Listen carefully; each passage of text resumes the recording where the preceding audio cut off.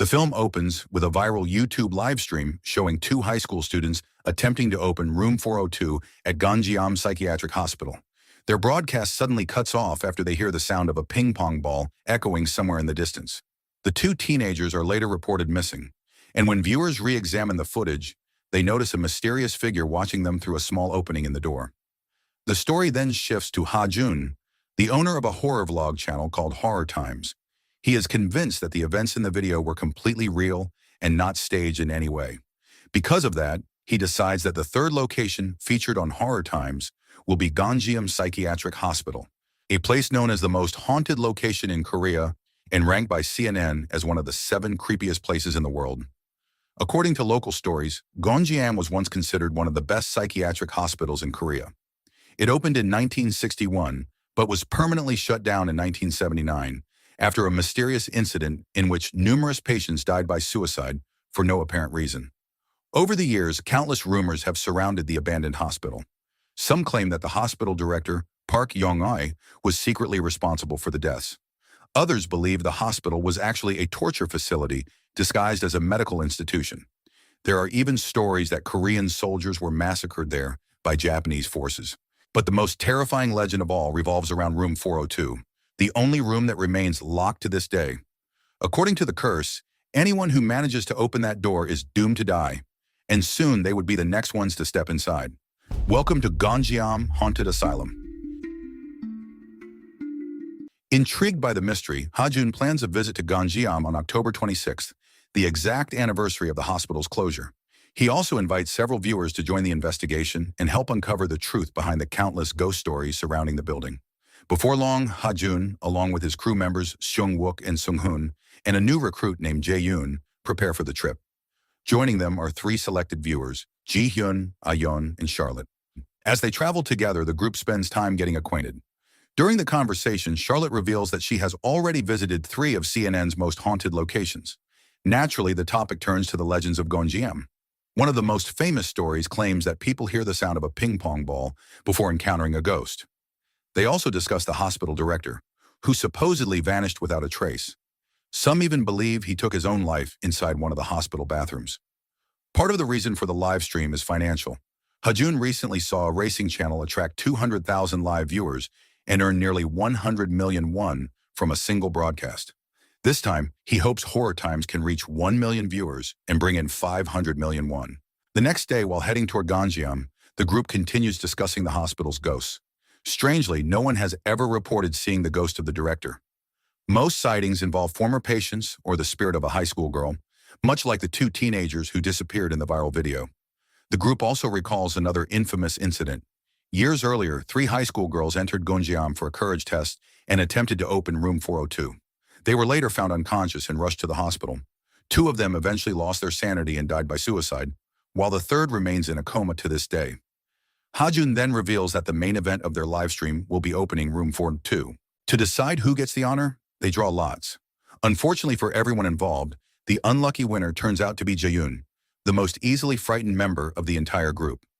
To relax and calm their nerves before the investigation, the group spends some time by a nearby lake, enjoying themselves while waiting for the right moment to enter Ganjiam.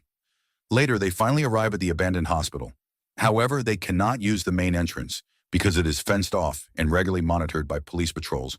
Instead, they take a longer route through the forest to avoid surveillance cameras and set up a camp near the hospital. That night, Seung-wook and Sung-hoon enter the building first to install motion tracking cameras throughout the hospital. Fortunately, everything seems normal during their setup, and nothing unusual happens while they are inside. After dinner, the team prepares for the main investigation. Ha-jun stays behind at the camp to operate the live stream and monitor everything remotely. Each participant is equipped with a GoPro camera, along with an electromagnetic field detector that is supposedly capable of identifying paranormal activity. With everything ready, the 6 explorers finally make their way into Ganjiam Psychiatric Hospital. While walking toward the building, Jae-yoon comes across what looks like a piece of white cloth. To his embarrassment, it turns out to be a pair of women's underwear. Since they need a marker to find their way back, he hangs it from a tree. As they approach the hospital, the sound of police sirens echoes in the distance. The group immediately turns off their flashlights and remains still until the area is quiet again. Once the danger passes, they move toward the eerie building. The structure consists of 4 levels, with the lowest floor serving as a basement.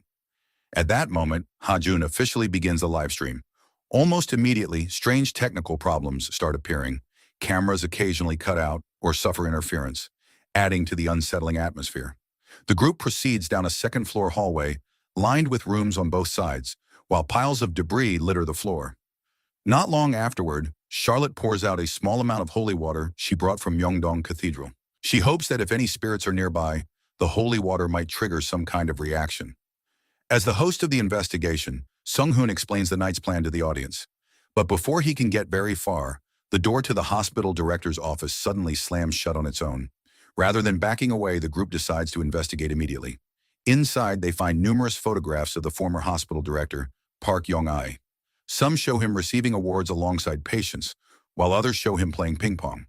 They also discover a display board listing the country's president at the time the hospital was shut down. Then another unsettling discovery catches their attention. Hanging from the ceiling above them appears to be a long strand of hair. Trying to stay rational, they convince themselves that it is probably just an old broom caught in the ceiling. After that, the group splits into three pairs. Seung-wook and Sung-hoon remain on the second floor to prepare a ritual. Ji-hyun and Charlotte explore the first floor, while Jae-yoon and Ah-yeon head up to the third. As Ji-hyun and Charlotte search the first floor, Charlotte decides to leave her signature on a wall, marking Ganjiam as the fourth haunted location from CNN's list that she has visited. Beneath her signature is a message that reads, "Let's live." The two eventually enter what appears to be an old laboratory. The room is filled with puddles of water, scattered equipment, and walls stained by fire damage. Sitting quietly inside a cabinet is a small doll, waiting to be noticed. Meanwhile, on the third floor, Jae-yoon and Ah-yeon continue their investigation. Even though the temperature is the same as the second floor at 13 degrees Celsius, Jae-yoon feels that this area is noticeably colder. As they explore, they come across a broken ping pong table and a dead bird lying nearby. The two then make their way into the hospital's infamous bathroom, one of the most feared locations in the building. Inside, they find a dark stain shaped like a human figure. According to local legends, it serves as a gateway used by evil spirits to enter and leave the hospital. Despite being terrified, Jae-yoon cautiously steps into a large bathing area that resembles an indoor pool. As he looks around, he suddenly notices something in the middle of the room, and whatever he sees is enough to leave both of them completely shaken. The live stream then shifts to Ji-hyun and Charlotte, who have moved up to the fourth floor, right beside room 402. Charlotte explains how their infrared motion sensors work and points out several detectors that have already been installed throughout the hallway. Ji-hyun then shares the history of room 402. It was once used as an intensive care ward, but ever since the hospital closed, nobody has been able to open its door. According to the stories, anyone who has tried to enter the room has suffered a terrible fate. Some died by suicide without explanation, some fell into comas, and others lost their lives in mysterious accidents. Because of this, people refer to it as the curse of room 402. Earlier, Sung-wook had already attempted to open the door using various methods, but every effort failed. Tonight, the team plans to try again and hopes to become the first people ever to enter and record what lies inside. Afterward, everyone regroups inside the director's office to perform a spirit summoning ritual. The room has been prepared with strings and bells that are supposed to ring whenever a spirit approaches. Candles and ritual papers are also arranged around the area. Finally, Ah-yeon begins the ceremony by lighting incense and burning the summoning papers.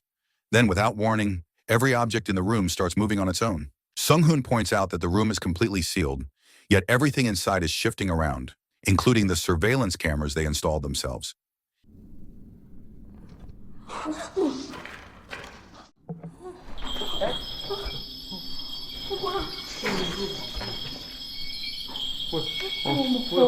Even so, the group decides to continue the investigation. Shortly afterward, a replay of the incident is shown, and Ha-jun informs Sung-hoon that the live stream has already surpassed 100,000 viewers. At the same time, something strange happens back at the camp. The stove suddenly ignites by itself, and the lights go out without warning. Ignoring the growing sense of danger, the team begins inspecting the rooms again, starting with the areas most likely to show paranormal activity after the ritual. Before long, they discover something unsettling. The doll that had been sitting inside the cabinet is now resting on top of a shelf. Charlotte and Ji-hyun immediately panic because they clearly remember seeing the doll inside the cabinet earlier. Watching from the monitor, Ha-jun realizes that the doll looks identical to the one carried by a patient in one of the old photographs they found. Then Sung-wook makes a questionable decision. Hoping to get a better shot for the camera, he picks up the doll and brings it closer for everyone to see. Charlotte is horrified by what he has done. Having visited several notorious haunted locations before, she knows that disturbing objects in places like this can be a terrible idea. Unable to hide her fear any longer, Charlotte walks away from the room. Charlotte is furious with Seung-wook for touching the doll. From her perspective, objects like that could be cursed, and disturbing them might invite serious trouble. Realizing he may have crossed a line, Seung-wook apologizes and promises not to take anything else from the hospital. Eventually, Charlotte calms down, and the group resumes their live stream. A little later, Ayan heads up to the 4th floor to install additional infrared lights along the ceiling, while the rest of the team continues exploring and enters the clinic area. Inside, they discover several small wooden boxes resembling miniature coffins that were apparently used during patient treatments. Strangely, each box has a hole in the center. Curious, Seung-wook tries to open one of the sealed boxes. Since there is no handle, he reaches through the hole to feel around inside. Suddenly, something seems to grab his hand and yank it violently. Ji-hyun assumes he is joking around and decides to test it herself. But the moment she puts her hand inside, she experiences the same thing. When she pulls her hand back out, visible claw marks have appeared on her skin.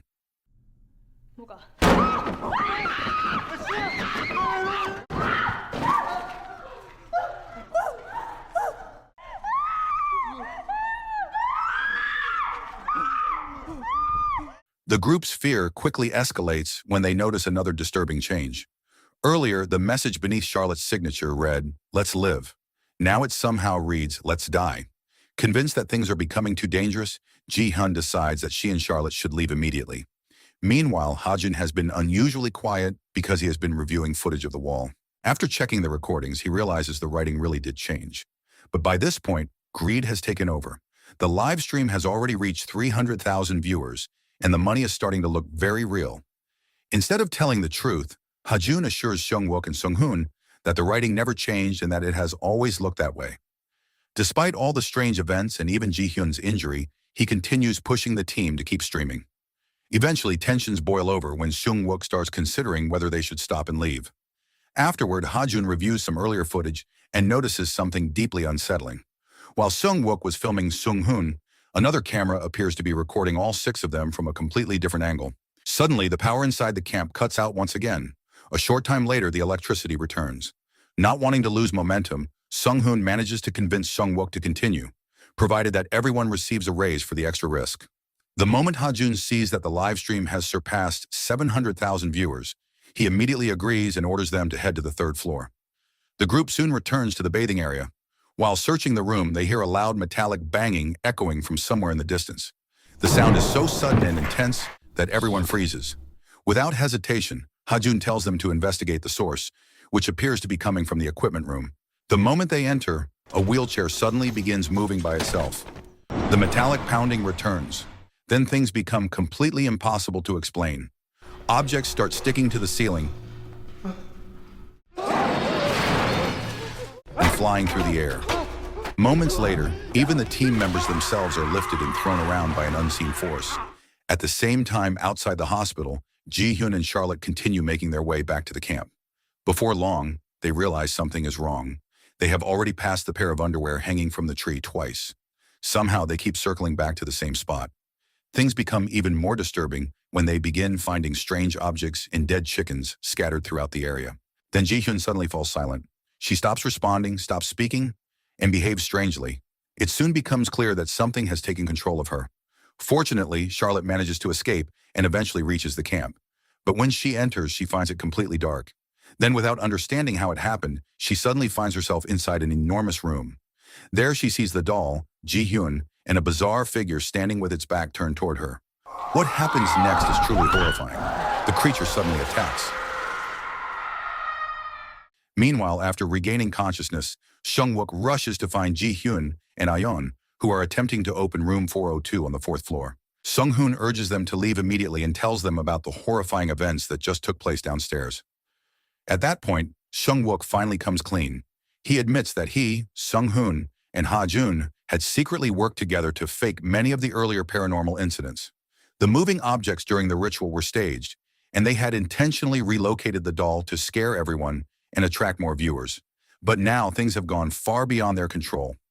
Everything happening at this moment is real, and they need to get out before it is too late. The confession is especially shocking because the live stream is still running. Nearly 1 million viewers are watching as the truth is revealed. Back at the camp, Hajun realizes he can no longer rely on the rest of the team. Frustrated and obsessed with keeping the audience engaged, he decides to enter the hospital himself while continuing to film. Then something strange happens. A ping pong ball suddenly rolls toward the three survivors. Moments later, they hear what sounds like Charlotte calling for help from inside room 402. The lights begin flickering, and before long, the door to room 402 slowly opens on its own. Ayeon, Seungwook, and Jihyun step inside. The room is unlike anything they expected. It is dark, eerily hollow, and filled with water. Even more disturbing, there are pools of water hanging from the ceiling above them. No matter where they look, they cannot find a single exit.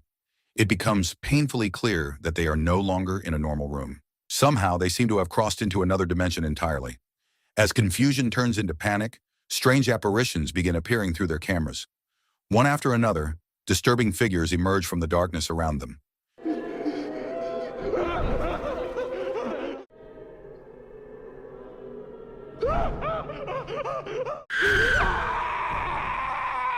Elsewhere, Hajun launches a drone to inspect the building from outside.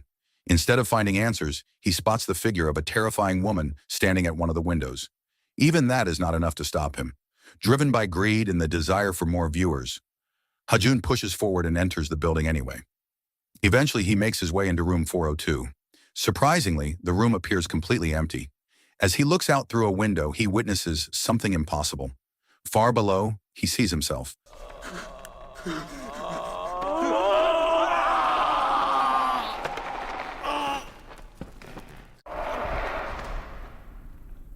Meanwhile, Seungwook suddenly regains consciousness once again, but this time he finds himself in a corridor, strapped to a wheelchair. Before he can react, the wheelchair begins moving on its own. It carries him down the hallway and toward a sealed room waiting in the darkness. As terrifying as these events are, the ending takes an ironic turn. The livestream viewers refuse to believe any of it is real. Most assume everything is just another elaborate stunt, and one by one they leave the broadcast. By the end, only 500 viewers remain to witness the nightmare unfold. So the moral of the story is, if a haunted hospital has a cursed room, ghost rumors, moving wheelchairs, and flying furniture, maybe don't turn it into a live stream for revenue.